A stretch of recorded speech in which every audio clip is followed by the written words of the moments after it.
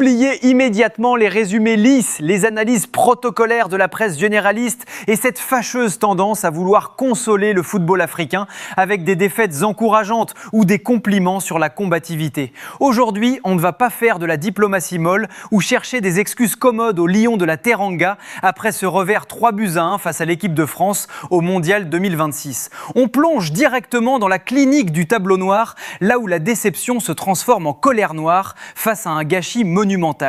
Je vous entends déjà arriver avec vos gros sabots de puristes, prêts à me brandir la fatalité du tableau d'affichage ou la puissance de feu individuelle des Bleus de Didier Deschamps. C'est le logiciel des aveugles, la famille. La réalité crue de cette soirée à Foxborough, c'est que le Sénégal s'est sabordé tout seul, les armes à la main, victime des certitudes poussiéreuses de son propre sélectionneur.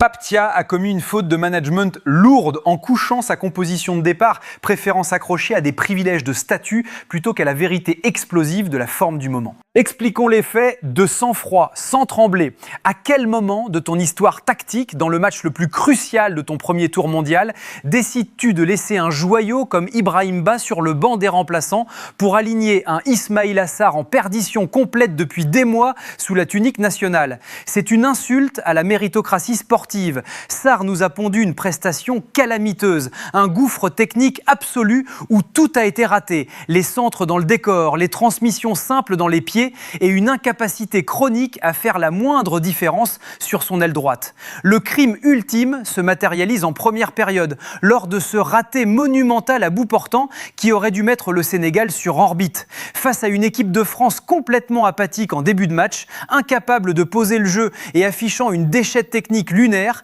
les Lions avaient l'opportunité historique de faire trembler le champion.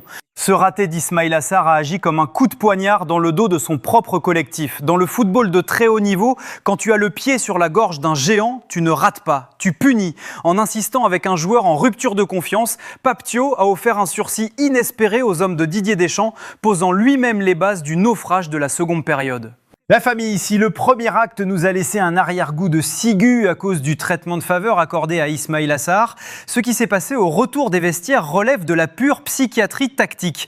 Entrons immédiatement dans le laboratoire du tableau noir pour comprendre comment une équipe qui dominait territorialement la première période a pu se liquéfier à ce point face au réajustement de Didier Deschamps.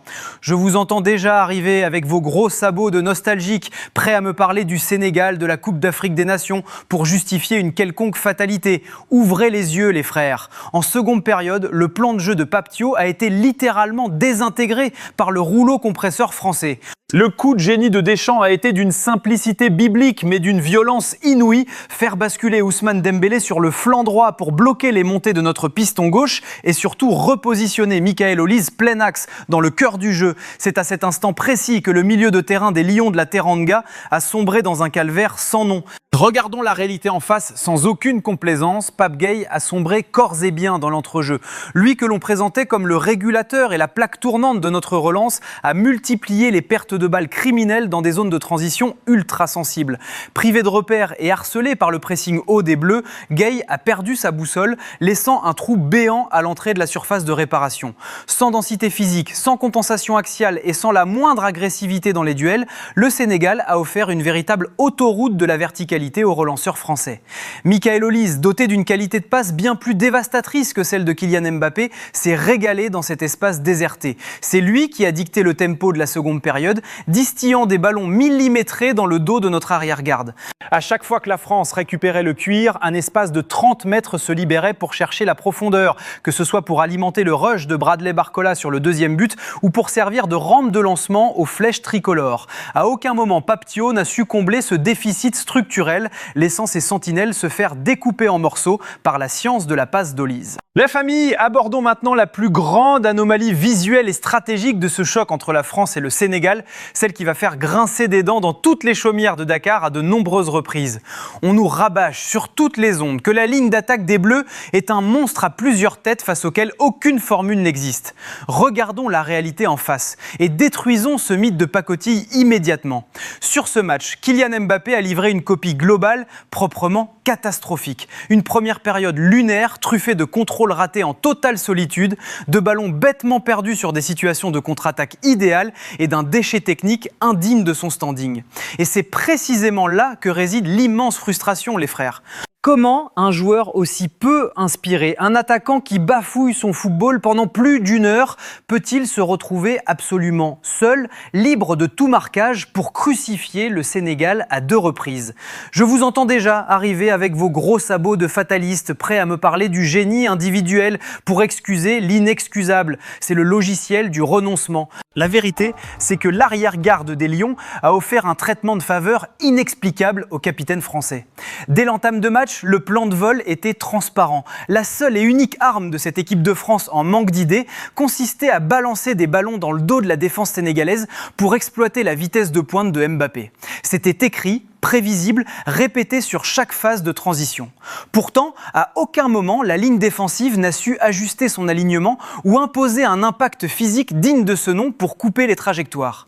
Après avoir gâché 3 ou 4 occasions franches par pur manque de rythme, Mbappé a fini par punir cette passivité coupable en ouvrant le score, profitant d'une liberté de mouvement totale dans la zone de vérité. Et le summum de ce laxisme s'est matérialisé sur ce fameux 3e but en fin de partie. Alors que le match touchait à sa fin, la consigne historique du football sénégalais, ce fameux précepte qui rappelle qu'il ne faut jamais laisser un joueur armé aux abords des 16 mètres, a été piétiné. Mbappé s'est baladé sans la moindre opposition, fixant l'axe central avant de déclencher sa frappe en toute tranquillité. Qu'un joueur possède une qualité de tir intéressante est une chose, mais lui offrir le temps et l'espace nécessaires pour l'ajuster au cœur de la tempête est une faute collective lourde. Le Sénégal n'a pas été surclassé par un grand Mbappé, il a lui-même fabriqué le piédestal de son bourreau en refusant de fermer les vannes de la verticalité. La famille, après avoir disséqué les boulevards monumentaux offerts à Michael Olise et la passivité lunaire de notre arrière-garde face à Kylian Mbappé, il est temps de briser un immense tabou qui paralyse l'analyse de cette sélection sénégalaise. Je vous entends déjà arriver avec vos gros sabots de critiques faciles, prêts à vous ruer en meute sur l'éternel bouc émissaire du football sénégalais, Nicolas Jackson. C'est le logiciel de la paresse intellectuelle. Aujourd'hui, on va poser les vérités à l'endroit sans trembler. Contrairement aux idées reçues et à cette habitude toxique de l'accabler à la moindre occasion manquée, l'attaquant de Chelsea a livré une prestation d'une générosité et d'une justesse tactique remarquables. Oui, il y a ce poteau maudit en seconde période qui aurait pu tout relancer. Oui, il y a cette pointe de frustration chronique dans le dernier geste. Mais le contenu global de sa première période est un modèle du genre pour un numéro 9 esselé face à la charnière centrale tricolore. Soyons totalement transparents les frères. La première grosse opportunité du match, ce face-à-face en or massif qu'Ismaïla Sarr a lamentablement envoyé dans le décor, est né d'une déviation de la tête lumineuse et d'une intelligence de déplacement rare signée Nicolas Jackson. Tout au long de la première mi-temps, sa capacité à peser sur la défense française, à servir de point d'appui et à bonifier les ballons de transition a permis au Sénégal d'afficher un niveau de jeu collectif séduisant. Sur les 45 premières minutes, les Lions de la Teranga ont regardé les Bleus dans les yeux, imposant des sorties de balles propres et des vagues tranchantes qui laissaient présager un exploit retentissant. Mais cette entame de très haut niveau n'était en réalité qu'un magnifique mirage, une illusion d'optique qui est venue masquer une faillite psychologique bien plus profonde. Le véritable drame de ce match ne réside pas dans les pieds de Jackson, mais dans la tête d'un collectif incapable de basculer psychologiquement dans la réalité de cette Coupe du Monde 2026. En analysant le comportement des cadres en seconde période, on s'aperçoit que le Sénégal joue encore avec le costume de sa splendeur passée, englué dans un confort festif et une autosatisfaction dramatique. Les joueurs se comportent comme s'ils étaient encore sur leur nuage de champions d'Afrique, convaincus que leur statut et leur supériorité technique théorique suffiraient à dicter le verdict du rectangle vert. Ce manque de sérieux et cette fâcheuse tendance à aborder les grands rendez-vous avec une pointe de suffisance, déjà visible lors des matchs amicaux face à l'Arabie Saoudite ou aux États-Unis, ont été payés au prix fort. On joue comme on s'entraîne, on joue comme on se prépare. En sous-estimant l'exigence athlétique des Bleus et en refusant de livrer une guerre de tranchées mentales pendant 90 minutes, le Sénégal a tendu la verge pour se faire battre, transformant une première période prometteuse en un crash mental indigne de son. La famille, posons enfin les yeux sur la conclusion clinique et impitoyable de cette confrontation, le moment précis où les regrets doivent être balayés pour laisser place à la pure stratégie de survie. Je vous entends déjà arriver avec vos gros sabots de rêveurs, prêts à me sortir cette fameuse phrase lénifiante et insupportable qui voudrait qu'une défaite initiale puisse parfois faire du bien à un collectif. C'est le logiciel des perdants, les frères. Une défaite en phase finale de Coupe du Monde ne fait jamais jamais du bien, elle détruit des certitudes, elle entame le capital confiance et elle place une nation entière sous assistance respiratoire. La réalité brute à l'heure où nous dressons ce bilan, c'est que le Sénégal s'est mis tout seul le couteau sous la gorge. Alors que l'Irak et la Norvège s'expliquent dans l'autre rencontre de notre poule, les Lions de la Teranga n'ont plus le moindre joker dans leur manche.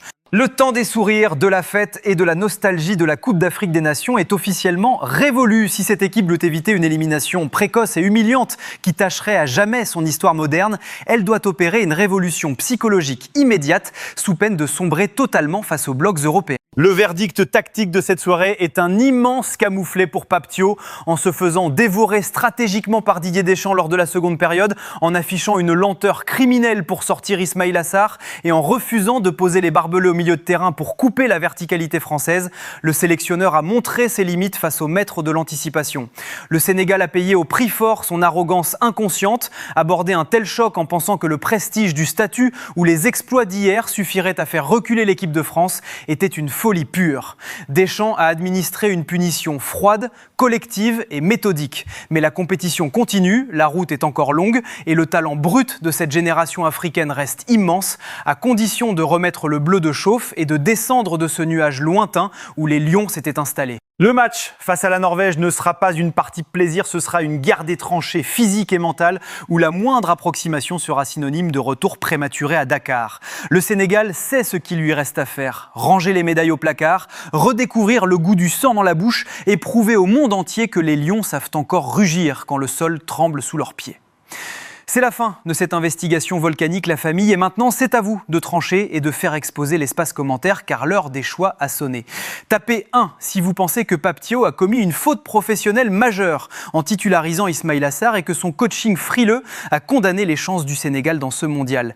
Tapez 2 si vous restez persuadé que les Lions ont simplement manqué de réalisme en première période, que le contenu global reste encourageant et que la qualification va s'arracher face à la Norvège. Faites trembler l'algorithme de YouTube, les frères. Explosez la barre des j'aime pour secouer le cocotier de la sélection. Abonnez-vous en masse à Foot Inside et activez cette cloche de notification pour ne rater aucun de nos prochains thrillers stratégiques. Prenez soin de vous, les passionnés. Gardez votre fierté intacte et que le rectangle vert rende son verdict.